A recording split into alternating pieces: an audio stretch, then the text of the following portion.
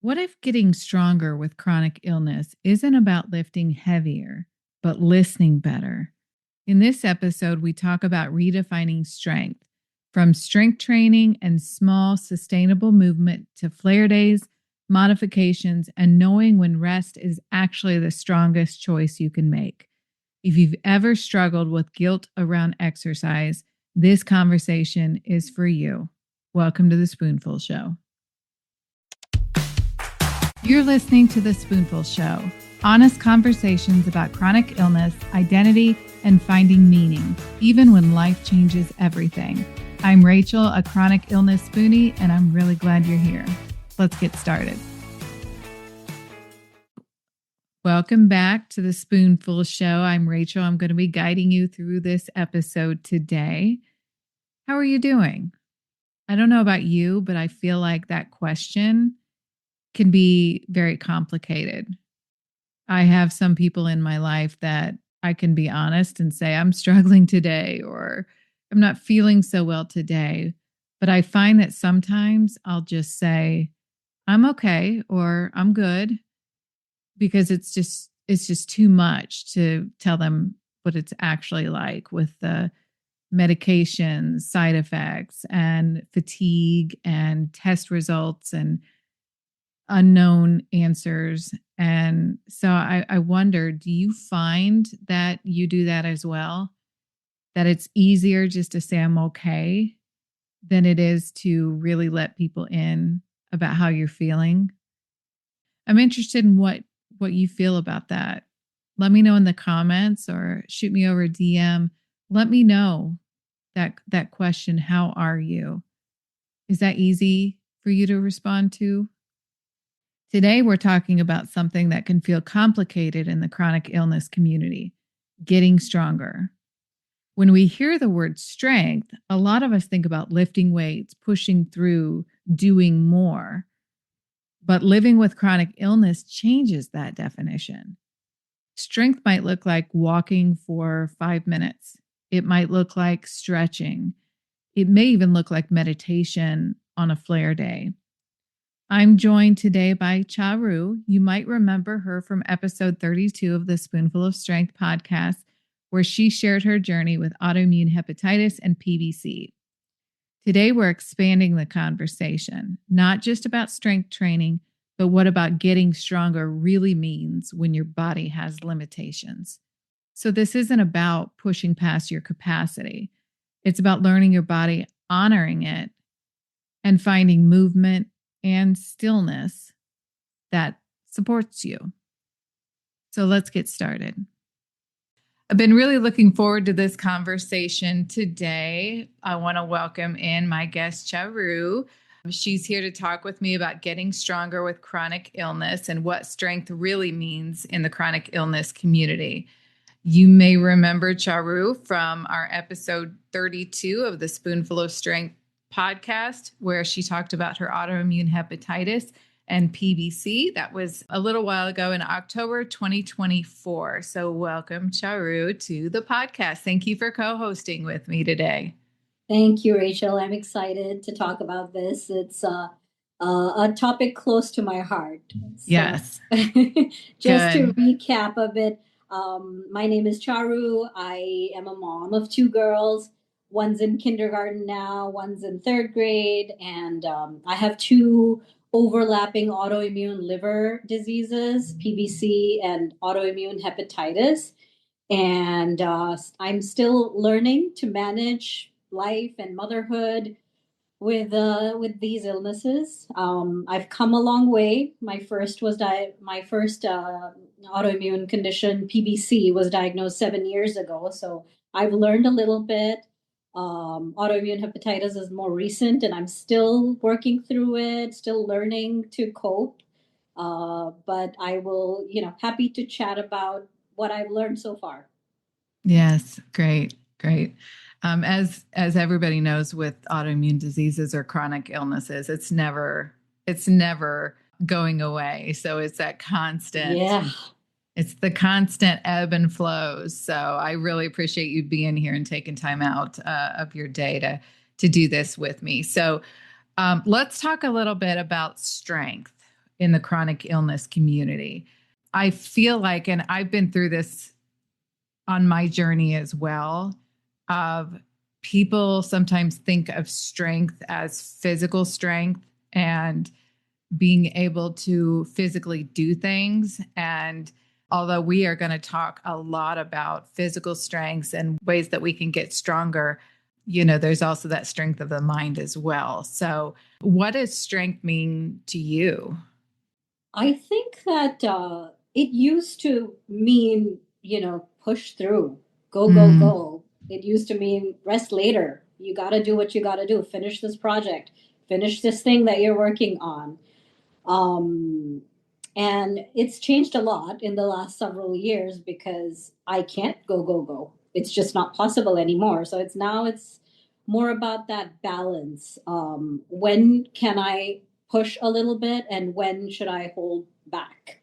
Because I'm learning the limits of my body. I've hit it many times over the last few years and learned through that, that if I want to be consistent in showing up for my kids, for my family, showing up for the workouts that I do, I need to rein it in. I need to plan in rest time.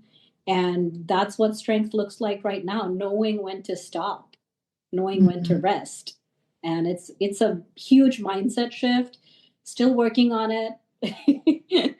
But yeah, it's changed a lot now.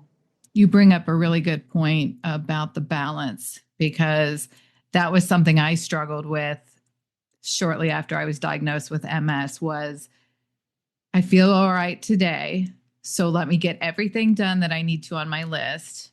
And then the next day I was down for the count. So seems like a lot of things that we do are balancing acts, and strength is one of them, and exercising and moving your body. And it's that balance of moving your body, but not letting it hurt your body for the next few days or weeks, or, getting into a flare, anything like that. What's your physical routine? So I started with just walks. I used to wake up before my kids got up in the morning and just go for a quick 20-30 minute walk, because I was just at zero after I was diagnosed with autoimmune hepatitis. The fatigue is overwhelming with both PBC as well as after going through a big flare with autoimmune hepatitis. All I could do was walk a little bit every day. Started with 10 minutes, then went up to 20, then went up to 30. And then now I have incorporated strength training 2 times a week with a trainer. The biggest reason I did that was because I'm on steroids. It causes bone loss over time. So this was something that I was advised through my doctors. I'm already seeing some bone loss despite strength training. So it became essential for me. And I started with zero. I have no experience with strength training. I was never athletic, never sporty. Started with, just body weights. I had to, work with my trainer, and she had to work with me because there were many times I was only stretching. I was not able to lift weights. And it still happens when I am not well. I don't do a big workout. I don't lift weights. I do body weights with her, or she helps me just stretch. She just helps me stretch for that entire session. I have now started to incorporate 1 day of cardio a week, which she has mapped out for me. Sometimes I'm not able to do it. I try my best. So that brings me up to 3 workouts a week. And then I walk my kids to school in between 2 to 3 days a week. So that's what I'm at right now. It all goes out the window if I get sick. So I have to start again. I think what you said is really important, of starting small. When I do physical therapy for my MS, it's really difficult for me because some of the exercises that she's having me do, I look at and go, this is ridiculous. Like, I'm sitting here and my exercise is pointing my toes up and down and up and down. Like it's very difficult sometimes to go, well, this is exercise for me, but it's the fact of kind of protecting your body and doing things small, and even something as small as lifting up the tips of your toes up and down is still movement. And so when you talk about strength training, it could be 1 pound of dumbbells. It could be starting off just the walking like you talk about. And there's also, I don't know if you're familiar with, but there's also chair-based like exercises and strength, especially for people who can't stand for long periods or have balance issues. Yes, my are mom you does aware? that. Okay, tell us My what your mom mom, does. so my mom is in India. She's 75. She, after so many years of struggling, it just wasn't, exercise is not a concept for her, it's just not for many families in India. So for her, she found a yoga studio through a family member. There's trained professionals there that help her do exercises with assistance on a chair, against a wall, breathing exercises. Luckily, she has that guidance from them to do she does it appropriately for her body and her conditions, her back conditions. But it's been so helpful. Just that amount of movement. It doesn't have to be big, just that amount of movement, and just being in that studio with others that are her age. It really helps her being in that community, and having others to validate that all movement is not the same. There are people there who are less mobile than her. There are people there who are more mobile than her, but they're all moving their bodies. They're all doing something. And I think that's huge. Even maintaining is important. It doesn't always have to be progressive. Yeah. My physical therapist told me when I start a course of physical therapy, of our goal is not to get you stronger, but it's to maintain where you're at, because with MS being a progressive illness, it's like trying to stop a train. So it's not about trying to move the train in the opposite direction and gain a bunch of muscle and strength, but it's about not losing what I have. Yes. And so for some people that can be really important, because they may think, I'm so fatigued, I'm so tired, I'm weak, I don't have the energy to do it. But it could be something very, very simple that could at least help maintain where you're at. I do know that even on YouTube, you can find like chair yoga and things like that. And a lot of probably what you're talking about, you can find on YouTube or but of course we have to say that you definitely want to check with your doctor before getting into anything. Yes. We everybody's different, so you want to make sure and check in and make sure that there's an appropriate program or things to do for your specific situation. To talk a little bit about like modifications, because of everybody's a little bit different with chronically ill. We talked a little bit about sitting versus standing. What about, how do you adjust for days when you don't feel well? Do you allow yourself to take a day off, or do you minimize the activity to still get a little bit of movement in?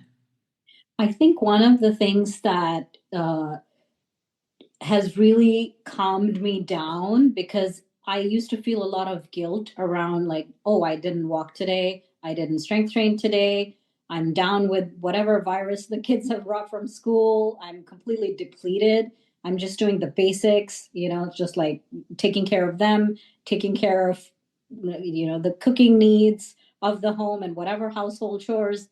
The one thing that I've strongly committed to, and I was learning this when I spoke to you last, is meditating. I think that really helps me feel like I've ticked a box. I have calmed my nervous system down. I've done something for my body and mind. That sort of breathing exercise is also something that's possible for everybody. There's so many guided meditations on Spotify, YouTube. You could download an app. Um, and I think that's a big part. Just calming your nervous system down is also important for your overall mental strength. And that gives you physical strength to cope with whatever you're coping with, right? Mm-hmm. That's great advice, because there are days when you feel like you just can't do anything. And we've talked about meditation in the past, but that's, like you said, something that you can do to take care of yourself and to help with your nervous system. So I love that. I love that.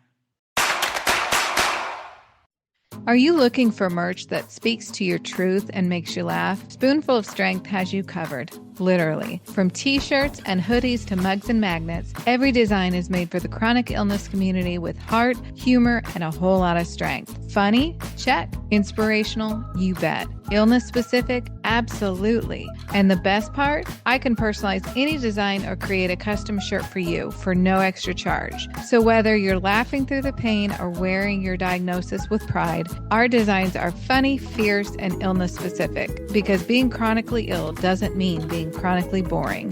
So if you want a sweatshirt that gets you, head to spoonfulofstrength.etsy.com. Now that's spoonful with 2 L's. Use code podcast for 20% off your entire cart. Yeah. One of the things that I've started very recently, a couple of months ago, is body scanning. It's part of this mindfulness exercise that I learned from a book. And you start from either the top of your body, like your head, or your, feet, your toes. And you think about every single toe, your foot, from your ankle to your legs, all the way up to your hair. You are basically closing your eyes and concentrating on each limb, on each part of your body. And by the time I go from my toes all the way to my head, I have such a sense of calm, no matter what mood I woke up in, no matter how anxious I woke up or whatever was going on in my mind. It's been so helpful in calming everything down and starting my day right. So, just a recommendation if anybody's looking for something very simple. You don't have to turn on a video, you don't need any guided meditation. Just, sit down, and it's a body scan of your own body. I think it helps. And I know people who are afraid of flying use it as well. It's a well-known technique. If you're in a situation where you're anxious, it really helps to calm you down. That's great, because sometimes the strength training isn't accessible or isn't available if you're not feeling well.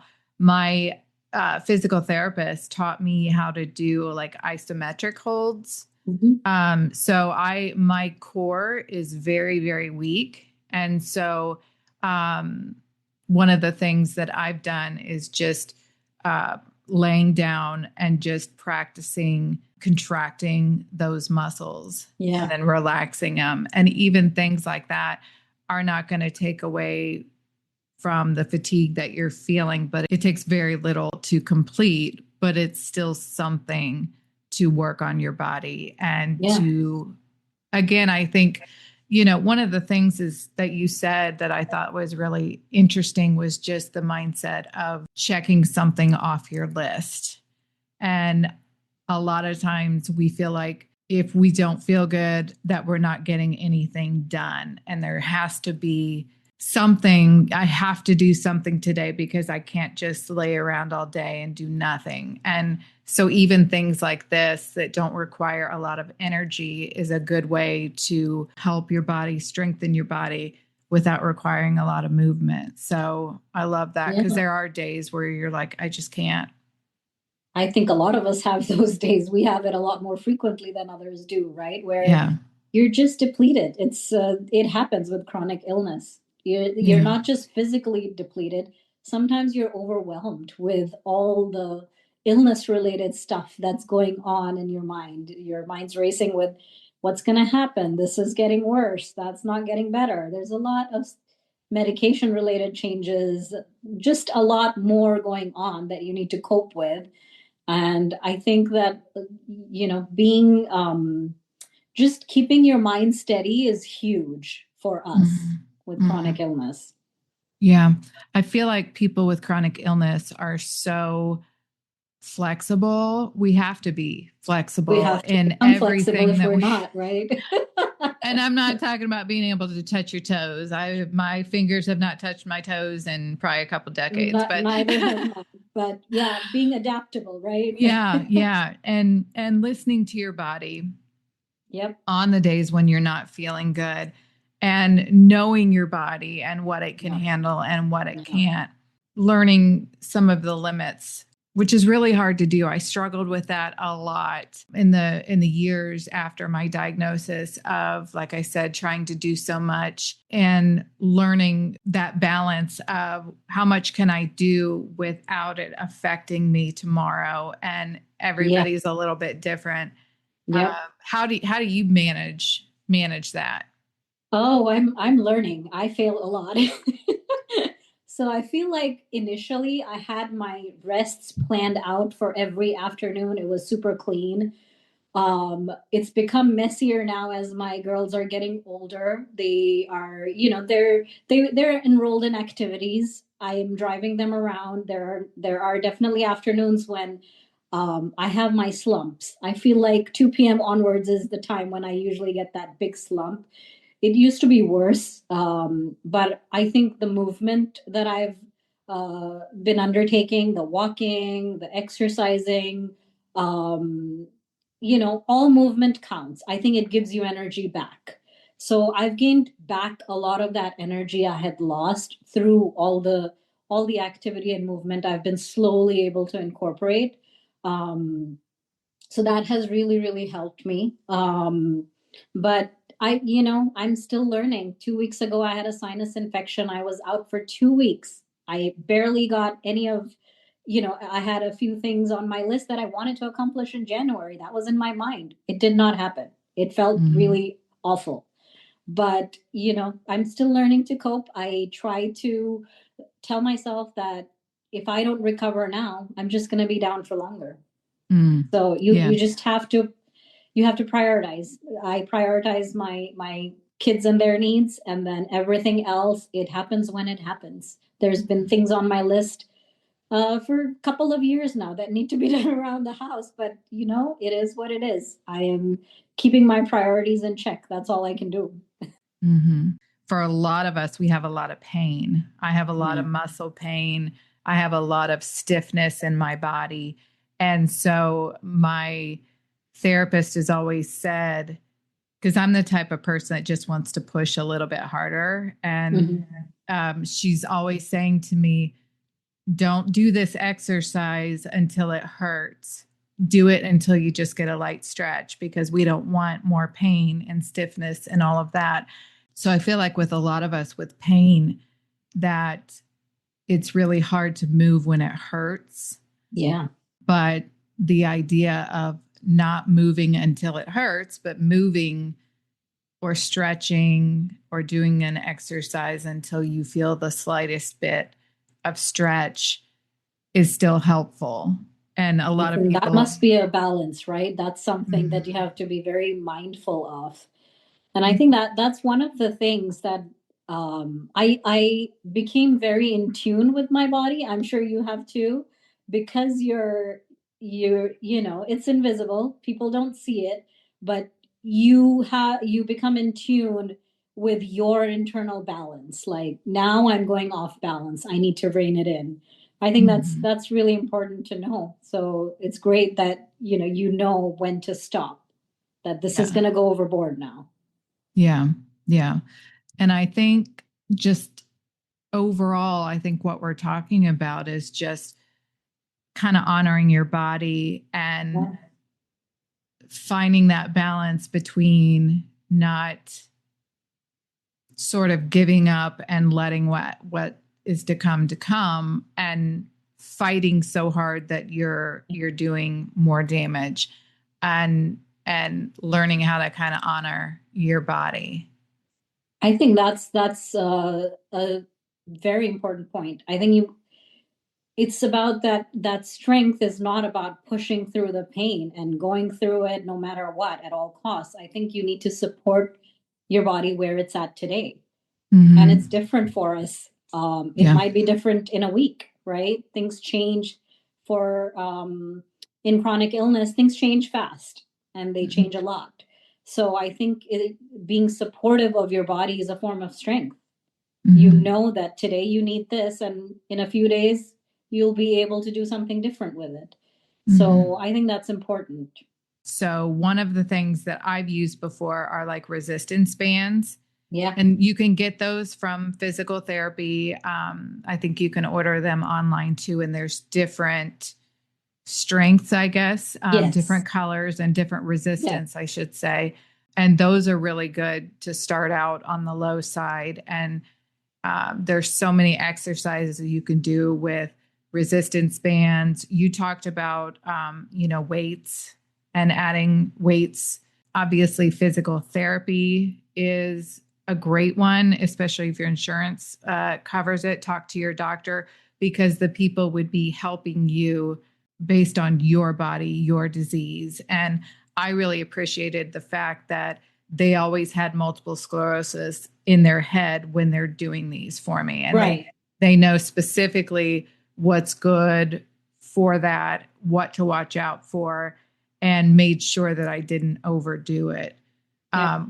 What are some other specific I think there's ways? Also grip work using hand squeezes. I think there are tools to do that, right? For anybody who's not able to do leg work, but any kind of hand squeezes and grip work is also important, right? To maintain that muscle. I'm sure there are even position changes to avoid stiffness. That's important for some people. I think it's about small, frequent movements. It doesn't have to be heavy movements. It doesn't have to be big movements. I think the body appreciates any kind of movement. I think it changes your mood. It helps you feel more independent. So I think small movements are just as good as big movements. It brings up a good point of finding things that maybe you're struggling with. If you're struggling with dropping things, and that would be a good exercise to do. If you're struggling with walking long distances, maybe you start walking very short distances and increase your distance and things like that, and looking for ways of finding what's going to work for you. I do know that my physical therapist does water training. Aquatic therapy, I think aquatic, it's called. Yes. Right? And they wouldn't let me do it because it's a heated pool and MS can flare up with heat. But I so wanted to try it. A lot of people that struggle with weakness or joint issues or fatigue, that's a great outlet as well. So I think one of the things, end of the day, I think my bottom line with doing any of this is just, I want to be as independent as I can, right? You want to be able to function as independently as you can. I think most of us feel that way, being chronically ill. So whatever that looks like for you, whatever body part needs work for you to be as independent as you can be, I think that's what it's about. And end of the day, it will look different for me in my season of life with 2 little kids, and it'll look different for somebody else. Their needs will be very different from mine. So I think that it what you do varies. But end of the day, we're all trying to just maintain what we have and have a sense of control in our body, because that's what you sort of lose that. You lose that sense of control on your body. You lose confidence a little bit. When I found out, why are my own cells revolting against my liver? You lose confidence. And I think being able to move and being able to set goals for myself that I would like to lift a little bit heavier next week or next month. Just it gives me a sense of control. It makes me think of my body differently. Now I'm thinking, what can I do? Versus, oh, I can't do this anymore, or I can't do that anymore, or, I can't go back to a 12-hour workday like I used to do before all of this happened before, right? So I want to focus on what can I do now? Mm-hmm. I love what you said about feeling in control of something, because I get that it's what's happening to our bodies is out of our control, and it's scary and it can be overwhelming. And so giving yourself a little bit of routine and self-care and movement can be a way for you to have some control on what's going on. I love all the ideas that you've brought in today. Can you tell us where our listeners can follow you on social media and connect with you? If anyone wants to connect with me, I'm on Instagram. I'm at Spoonful of Joy.